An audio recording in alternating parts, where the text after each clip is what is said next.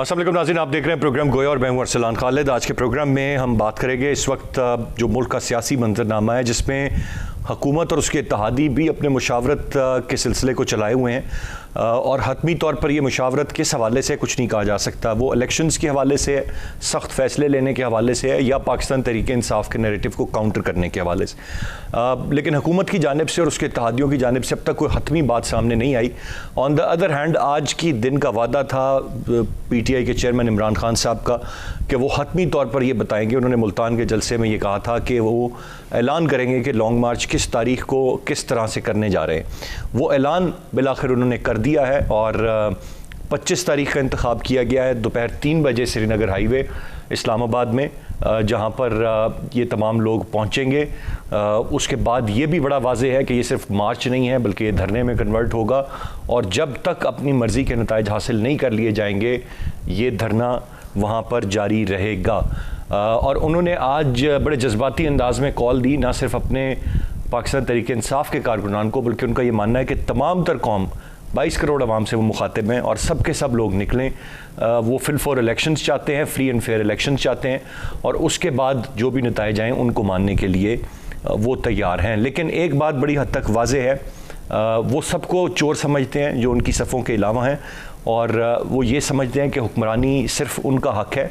और जिस तरीके से उन्होंने हुक्मरानी की उसमें आज उन्होंने वाज़े किया, 6% ग्रोथ की बात की उन्होंने, और उन्होंने ये भी कहा कि किसान बहुत खुशहाल था, जो सनतें हैं उनकी तरक्की 1960s के बाद रिकॉर्ड सतह पर थी। तो ये तमाम तर चीज़ें उनके दौर में थीं। और उन्होंने ये भी कहा कि 2018 में जब उन्हें मुल्क मिला तो मुल्क बैंक करप्ट था।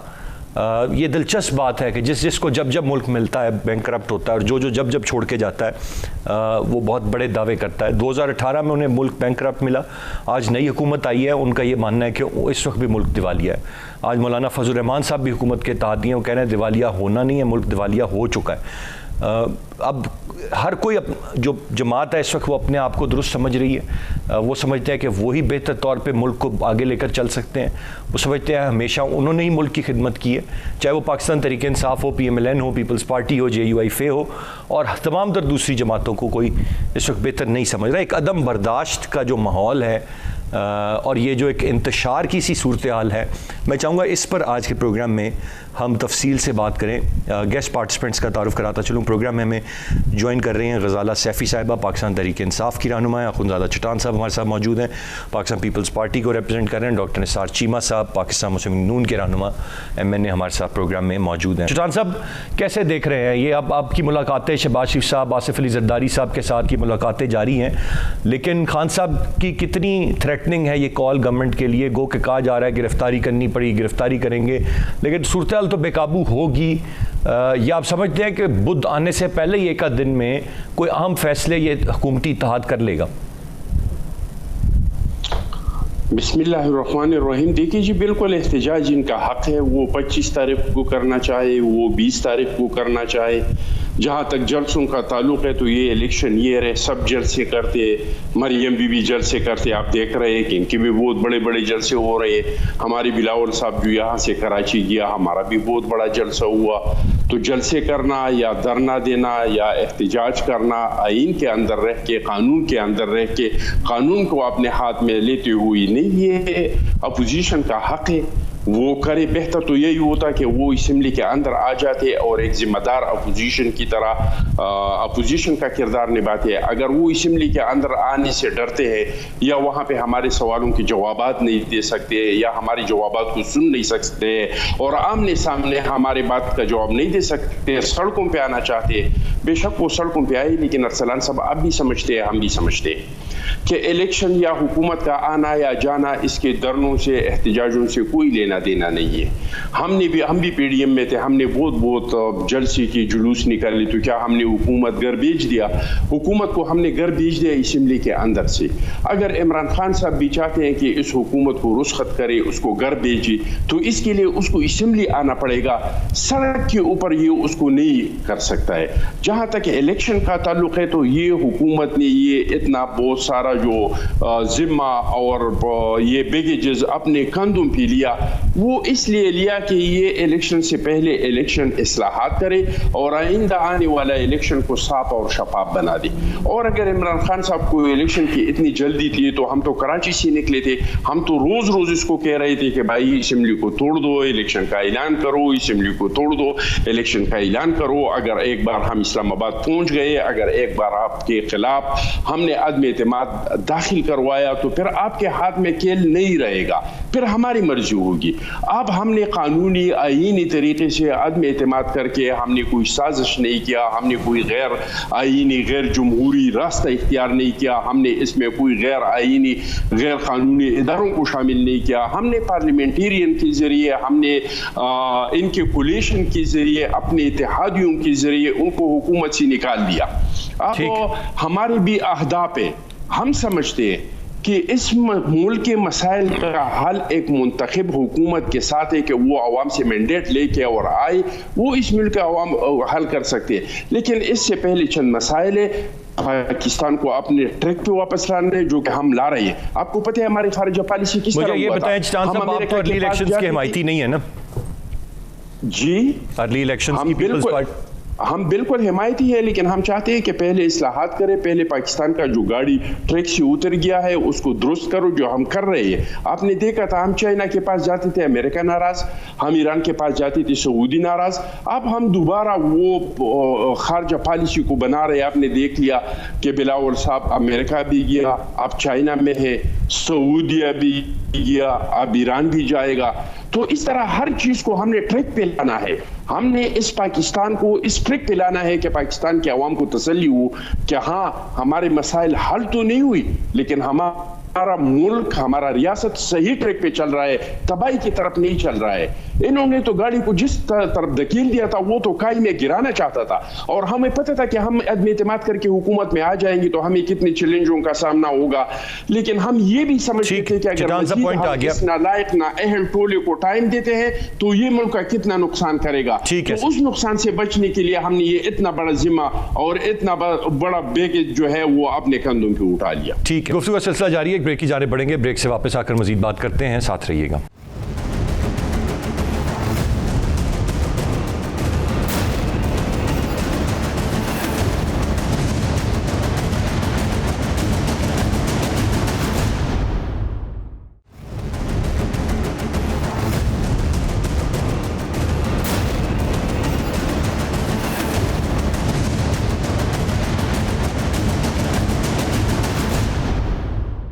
Welcome back.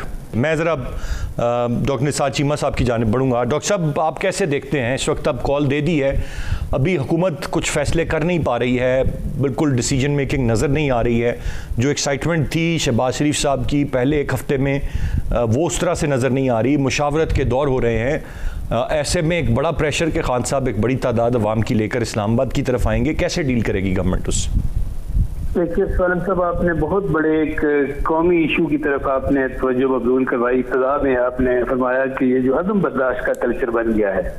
देखिए हमारे सियासी जो माहौल है उसको इस कदर आलूदा किया गया है पिछले चंद साल में, ये अदम बर्दाश्त और ये फिर इससे आगे बढ़कर बदजुबानी, बदकलामी, गालम गलोच, एक दूसरे के ऊपर इल्जामात एक दूसरे के ऊपर क्या ये है कि एक तरफी लगते रहे।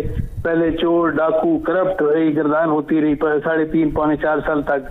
अब उससे भी एक कदम आगे बढ़कर मुल्क दुश्मन, गद्दार, मीर जाफर, तो ये एहसान सब किस तरफ हम जा रहे हैं, किस तरह मुल्क को लेके जा रहे हैं? क्या ये हम खाना जंगी की आग में झोंकना चाहते हैं मुल्क को? जब आप ये है कि दूसरों को, मुखालिफिन को गद्दार कहेंगे, मुल्क दुश्मन कहेंगे, तो इसका मतलब ये है कि आप अपने फॉलोअर्स को उकसा रहे हैं कि उनके ऊपर आप हमले करें, उनको बुरा भला कहें। उनको ये है कि वो इज़ारे जो गद्दार हैं उनके लिए तो इस सदर में कोई जगह नहीं होनी चाहिए।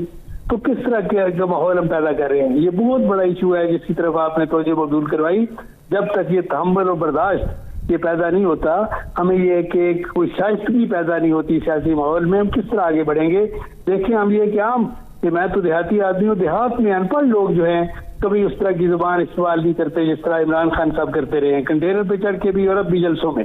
देखें बात यह है कि आप और बड़े बड़े जो सियासी रहनुमा थे वो तो रोल मॉडल होते थे। मैं कई बार मिसाल देता हूँ कि नवाब नसरुल्लाह खान को जनरल ज़ियाउल हक ने 5 साल तक नजरबंद रखा। लेकिन जब भी उन्होंने उनका नाम लिया, जनरल ज़िया-उल-हक साहब कह के मुखातिब किया, ये थे लोग। देखें, ये शाइस्तगी का पैकर थे। अब ये है कि अब देखें मौलाना फजल रहमान साहब की सियासत से, उनके मौक़िफ़ से, किसी मौक़िफ़ से आप लाख इख्तलाफ करें, लेकिन ये क्या अंदाज़े तखातुब है इमरान खान साहब जलसों में इख्तियार करते हैं उनके बारे में, बाकी भी लीडरों के बारे में। डॉक्टर साहब डील कैसे करेंगे, मुझे ये बता दें, जो भी खान साहब की कॉल है उसको गवर्नमेंट कैसे डील करेगी? अब यहाँ पर क्या बर्दाश्त का दामन रखेंगे या गिरफ्तारियां होंगी जिस तरह राना सनाउल्लाह साहब कहते रहे? नहीं, बिल्कुल हम रखेंगे। उन्होंने तो देखे ना, झूठे केस बनाने में भी जरा भी इhtiyat का मुजाहरा नहीं किया। DGFIO को बुला के कहते रहे, बुला के कि जी फलां को गिरफ्तार करो, फलां को अंदर करो, फलां के ऊपर आर्टिकल 6 लगा दो। झूठे केस जो है बनाने में भी ये है कि उनको कोई इhtiyat नहीं थी। हम तो सच्चे केस बनाने में भी इज्तराब से काम लेंगे, हम बड़े तहम्मुल से काम लेंगे। इंशाल्लाह हम अवॉइड करने की कोशिश करेंगे और कोशिश करेंगे कि बेटर सेंस प्रिवेल करे। और जहाँ तक ये है कि धरनों की बात है, 126 दिन के धरने भी हमने देखें और उस वक्त भी इन्होंने बदकिस्मती से बड़ा ही नाकाबिल किरदार अदा किया। कानून को हाथ में लिया, कानून शिकनी पे लोगों को उकसाया, सिविल नाफरमानी की गाल दी, गैस और बिजली के बिल जलाए, पुलिस पे हमले किए, PTV पे हमले किए, क्या कुछ नहीं किया। लेकिन ये है कि अब वही अगर ये है कि ये दोहराना चाहते हैं तो कोई बात नहीं, ये है कि ये दोहराते रहें। लेकिन जिस तरह से खान साहब फरमा रहे थे कि ये धरनों से और इस तरह जत्थे लाकर ना हुकूमतें तब्दील होती हैं, ना मुल्क में इनकलाब आते हैं, ये बदअमनी कोई फ़रोग देंगे, बदअमनी की राह हमवार करेंगे। लेकिन ये है कि अगर हुकूमत को तब्दील करना चाहते हैं तो फिर ये है कि उनको असेंबली में आना पड़ेगा या ये कि आइंदा इलेक्शन का इंतजार करना पड़ेगा। Rightly set. गजाला सैफी साहिबा की जानिब दोबारा बढ़ूंगा। आपने गुफ्तगू सुनी गजाला साहिबा, एक तो सबसे पहले ये कितना चैलेंजिंग होगा इस गर्मी के मौसम में और जलसों से हटकर लॉन्ग मार्च करना और फिर धरना देना, जबकि एक इल्ज़ाम अपोजिशन या दूसरी जमातें जो आपके ओपोनेंट हैं वो लगाते हैं कि पहले तो सपोर्ट रही है और फिर मीडिया भी अपने आप को मोर्द इल्ज़ाम ठहराता है कि खाली कुर्सियाँ नहीं दिखाता रहा। अब इस धरने को सक्सेसफुल कैसे बनाएंगे? कितना बड़ा चैलेंज है ये PTI के लिए? जी देखिए, चैलेंज तो है, मगर जब कौम तैयार है, सारे लोग तैयार हैं, जवान तैयार हैं, बूढ़े तैयार हैं, ख़वातीन तैयार हैं और बारहा मुख्तलिफ जलसों में आपको यकीन दहानी कराई जा रही है। और वो लोग भी जो कभी भी पोलिटिसाइज नहीं थे, जिन्होंने कभी पॉलिटिकल एक्टिविटी में भी हिस्सा नहीं लिया था, वो जलसों में आए और उन्होंने इंतहाई जज्बात के साथ इस इम्पोर्टेड हुकूमत को रद्द किया है। अब जो चीमा साहब कह रहे हैं, बहुत रिस्पेक्ट के साथ मैं भी कुछ कहना चाहूँगी, वो जो कह रहे हैं कि जी बड़ी नाअहल हुकूमत थी और ये किया और वो किया। मेरा ख्याल में अगर आप ये समझते हैं कि इलेक्शंस जो है वो इलाज नहीं है इस वक्त, और कौम जो है वो इंतहाई, और ये जो इन्होंने लोगों को ख़रीदारी करके जिस तरह से हुकूमत बनाने की कोशिश की है और जिसका इनको अब नतीजा मिल भी गया है कि पंजाब की इनकी हुकूमत डिसॉल्व है और वो हो जाएगी, इंतज़ार कर रहे हैं किस तरह से उस पर बैठे हुए हैं किसी तरह से वो मगर देखिए, जो भी गैर कानूनियत इन्होंने दिखानी थी, जिस तरह से लोगों को ख़रीदा और बेचा गया है, जिस तरह से पार्लियामेंट साफ है और जो उसकी इज्जत है उसको पामाल किया गया है बहुत बुरे तरीके से। हम लोगों को जो कि हम अपनी तमाम चीज़ें छोड़कर, अपनी ज़िंदगी के कारोबार और चीज़ें, फैमिलीज़ छोड़कर, मेरे जैसे लोग जो मुतवस्सित घरानों से ताल्लुक़ रखते हैं और अपना सारा जो अहम ज़िंदगी के मामलात हैं उनको छोड़ने के बाद सियासत में हिस्सा लेते हैं सिर्फ इसलिए कि तब्दीली लेकर आएँ और बेहतरी लाएँ गरीब आवाम की ज़िंदगी में। मेरे ख्याल में तो ये समझते हैं कि सिर्फ सियासत उन लोगों के लिए है जो कि व्यापारी का काम करते हैं, जो सेलिंग एंड बाइंग का काम करते हैं और जो सियासत में रहने के बावजूद भी इस किस्म के कारोबार चमकाते हैं जिसमें इंसानों तक की, जिनकी पाकिस्तान में और पूरी दुनिया में पार्लियामेंटेरियंस की जो एक इज़्ज़त होती थी, उस इज़्ज़त को इन्होंने पामाल किया है और उनको एक इस तरह से कोने पे ला के खड़ा किया है कि वो लोग जो कि इज़्ज़तदार भी हैं, जो कि अपना कुछ बोली भी ना लगाएं, उनके भी जो है दुनिया की नज़रों में इज़्ज़त कम हुई है। इलेक्शन तो इनएविटेबल है। मुझे एक ये मुझे फिनोमेना अगर समझा दें कि जो आपके साथ इत्तेहाद करेगी जमात वो ठीक हो गई, जो दूसरी जमात से छोड़ के आपके पास आ गया वो ठीक हो गया, जो दूसरी सफ में खड़ा है वो बुरा है, वो चोर है, वो डाकू है, वो गद्दार है, यही बयानिया है। पहले कल को मुस्लिम लीग काफ भी बुरी होती थी, MQM भी बुरी होती थी, जब आपके साथ थे तो अच्छे थे। अरसलान, ये जो है बयानिया इमरान खान का इजाद करता नहीं है, ये बयानिया जो है ये बयानिया नहीं है, बल्कि एक हकीकत है कि इनमें से कितने लोग हैं जो मुख्तलिफ केसेस में इन्वॉल्व रहे हैं, जो राना सनाउल्लाह का क्या कैरेक्टर रहा है और वो क्या करने के काबिल हैं, ये सब जानते हैं। और फिर ये कहते हैं कि जी हम बदला नहीं लेंगे। कल शिरीन मज़ारी को जिस तरह से उठाया गया और जिस तरह उनके साथ रवैया इख्तियार किया गया, जिस तरह उसको खींच के घसीट के ले जाया गया, क्या ये सही बात थी? अगर किसी वजह से इसी तरह आपके दौरे हुकूमत में लोगों को उठाया जाता रहा, खुद आपने राना सनाउल्लाह साहब का नाम लिया, कस्में उठाते रहे आपके शहरियार आफरीदी। आज राना सनाउल्लाह इस मुल्क के वज़ीर दाखिला हैं, आपकी हुकूमत थी, अदालतें आज़ाद थीं, कोई चीज़ साबित नहीं कर पाए। ये रियलिटीज़ हैं मैडम। देखिए, आप जानते हैं अरसलान कि इनको पैसे चलाने और घुमाने आते हैं, और ये कौन सा इदारा कितना इज़्ज़तदार है और कितना ये बिल्कुल नहीं डरते उस पैसे जो कि अवाम का चुराया हुआ पैसा है, जो कि 2 नस्लों को नीचे करके दिखाया गया है, उस पैसे से ये अपनी हुक्मरानी को खरीदते हैं। और वो वक्त अब आ गया है कि जब लोग इनके इन हथकंडों और इनके इस तरीक़ेकार से नाराज़ हैं, खुश नहीं हैं, वो ये चाहते हैं कि इलेक्शन हो। और अगर इलेक्शन की कल ये बात कर रहे थे तो ठीक, आज बात हो रही है तो गलत है। तो देखिए, कोई ये तो नहीं है कि हम पास्ट में चले गए, हम तो फ्यूचर में आए हैं ना, और फ्यूचर में ये बात हो रही है जो ये पास्ट से कर रहे थे कि इलेक्शन करो, अब करो इलेक्शन। इलेक्शन अब करने में क्या कबाहत है? इनको करना पड़ेगा, इसलिए कि अवाम इलेक्शन मांग रही है। इमरान खान अकेला क्या इलेक्शन मांग सकता? नहीं, तो ये अभी कुछ महीने की बात है कि ये इलेक्शन मांग रहे थे आपसे। उस वक्त आपके पास 2/3 मेजॉरिटी अगर उस तरह से नहीं थी, आपको इत्तेहादी साथ थे, आप ब्लैकमेल हो रहे थे, आप खुद चले जाते खान साहब इलेक्शंस की तरफ। खान साहब ने क्यों अवॉइड किया इलेक्शंस में जाना?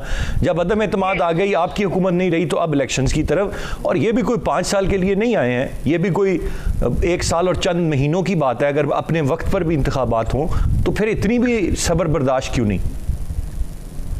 सब्र बर्दाश्त की बात नहीं है असला। बात असल में यह है कि लोगों को इन्होंने गुमराह किया, झूठ बोला, और उनसे इन्होंने कहा कि जी ये हुकूमत जो है वो तेल की प्राइस बढ़ा रही है, जबकि हमने तो नहीं बढ़ाई प्राइस। और आते ही इन्होंने चुपके चुपके हर चीज़ की प्राइस बढ़ा दी, जिसके बारे में बिल्कुल शट अप कॉल दी हुई है सबको बात करने की।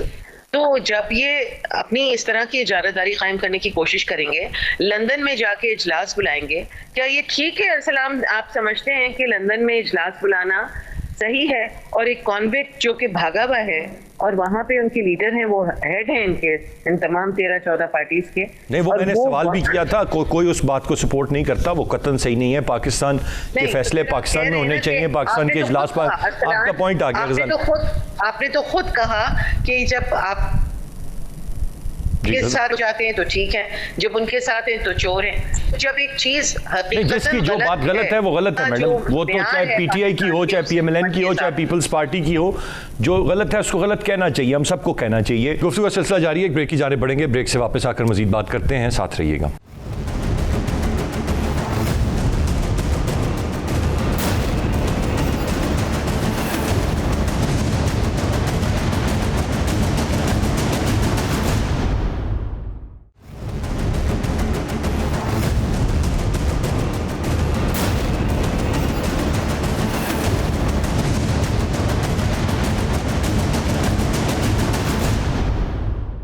Welcome back. मैं चटान साहब की जाने बढ़ूंगा। चटान साहब, आज खान साहब ने जो अपनी प्रेस कॉन्फ्रेंस की है अब शाम को और तारीख दी है, उस तारीख से पहले उन्होंने पस मंज़र दिया है, और उस पस मंज़र में उन्होंने जो मुल्क की मौशी सूरत हाल है जो उनके दौरे हुकूमत में थी उसके दावे की। मुझे नहीं समझ आती आप लोग क्यों, ये PMLN और आप लोग, क्या आपने महीने में मैशत को इतना बुरा कर दिया, इतना ख़राब कर दिया, अब आप मुल्क दिवालिया हो रहा है, और ये 6% ग्रोथ और 60s के बाद की रिकॉर्ड ग्रोथ और खुशहाली किसानों की बात कर रहे हैं चंद दिनों में, ये कोई महीनों की बात नहीं है। उनको 2018 में मुल्क दिवालिया हुआ मिला था, उन्होंने उसको तरक्की की राह पर गामजन किया। आप लोगों ने चंद दिनों में इसको तबाह कर दिया। चट्टान साहब देखिए अरसलान साहब, मैं आम आदमियों के लिए बात करता हूँ। मैं लोगों को टेक्निकल बातों में नहीं फंसाना चाहता हूँ कि जीडीपी ग्रोथ हो, ये सर्कुलर डेटा हो, इनसे मैं निकल जाता हूँ। इकॉनमी का एक सिंपल सा फार्मूला है, एक सिंपल सा। अगर आम आदमी की जिंदगी में बेहतरी आ जाती है, मामूलात की जो चीज़ें हैं वो सस्ती हो जाती है, तो आप समझे कि आपका जो हुकूमत है इनके पॉलिसी बिल्कुल बेहतरीन है।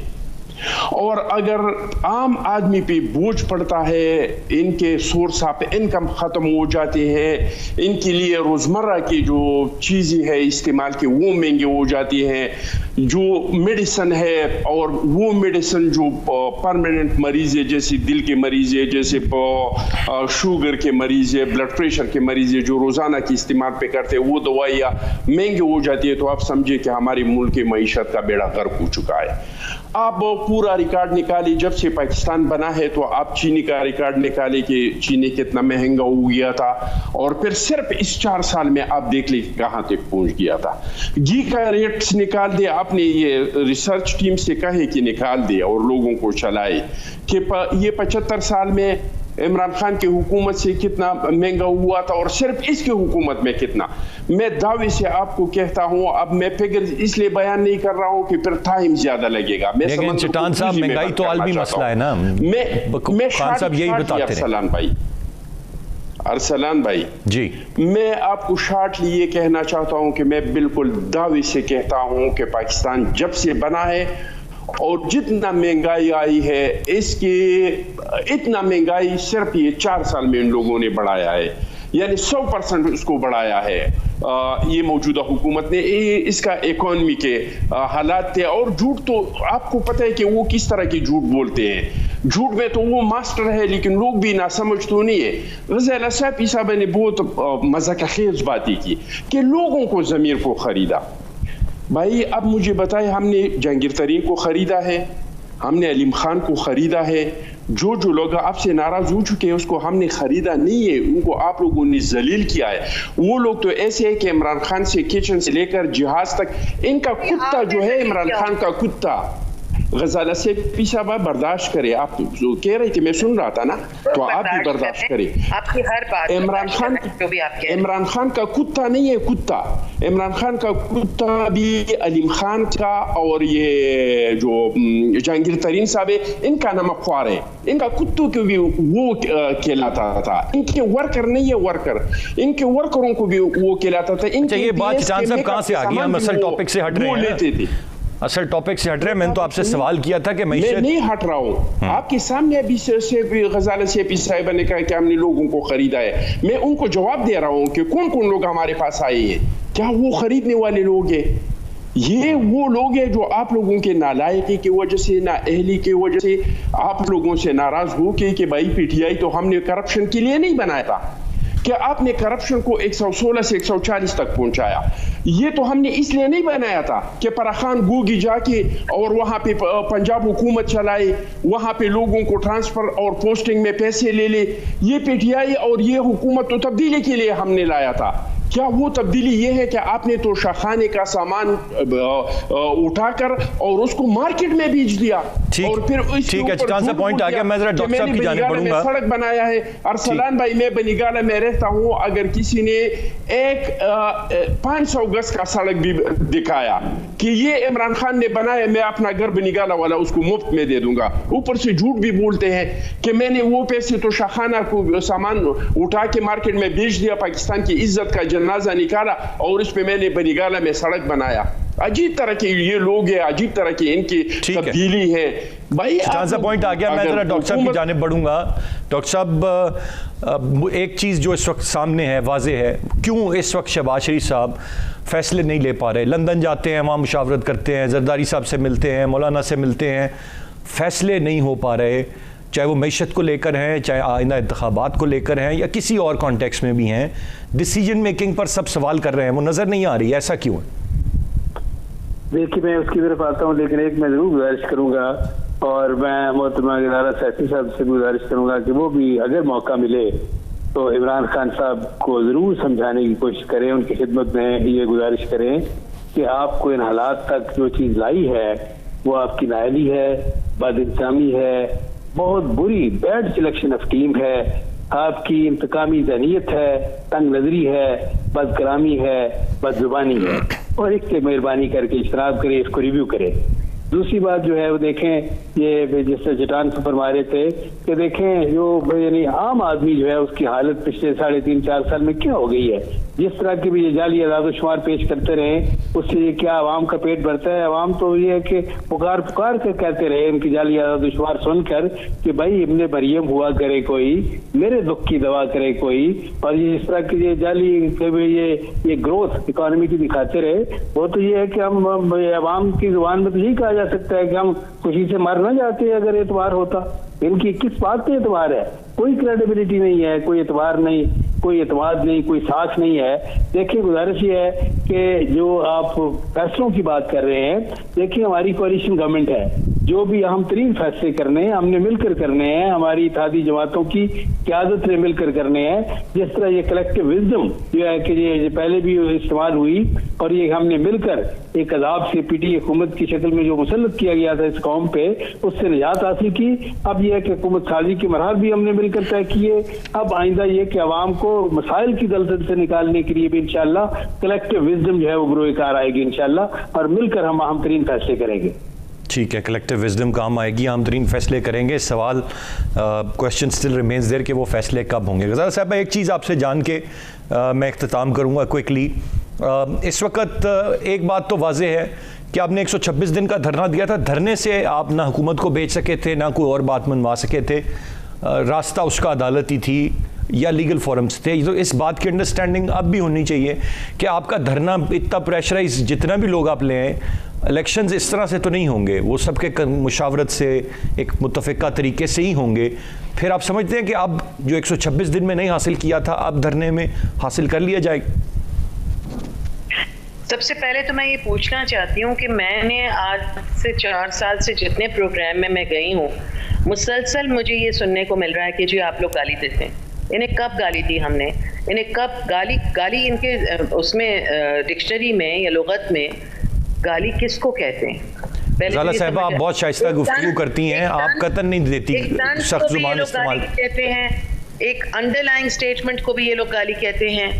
ये कहते हैं कि हमें कोई चोर, हमें जो भी कुछ कहेगा तो गाली है। पहले तो अपने आप को क्लियर कर लें कि ये आपने जो ढोंग रचा हुआ है गाली गाली गाली का, कोई आपको गाली नहीं दे रहा। आप लोगों की जो नाअहली है वो खुल के 1 महीने 1.5 महीने में ही सामने आ गई है कि आप लोग चाहे 13 हो या 14 की टीम हो। ज़ाला साहब, यही बात है, तीनों से मैंने पूछा, वो आपको नाअहल कहते हैं, आप उन्हें नाअहल कहते हैं।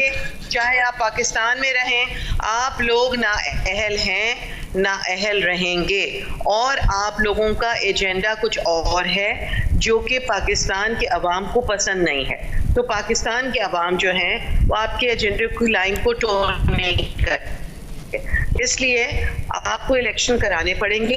आप जल्दी से मशावरत कर लीजिए इससे पहले कि आप लोगों के लिए मुश्किलात हो जाए। Right said. गज़ाला साहब, आपका पॉइंट आ गया। मेरे पास वक्त ख़त्म हो रहा है, और जो बात मैंने प्रोग्राम के आगाज़ में कही थी कि एक लिहाज से इस वक्त सब एक दूसरे को नाअहल, सब एक दूसरे को बुरा कह रहे हैं। एक अदम बर्दाश्त की एक फ़िज़ा है।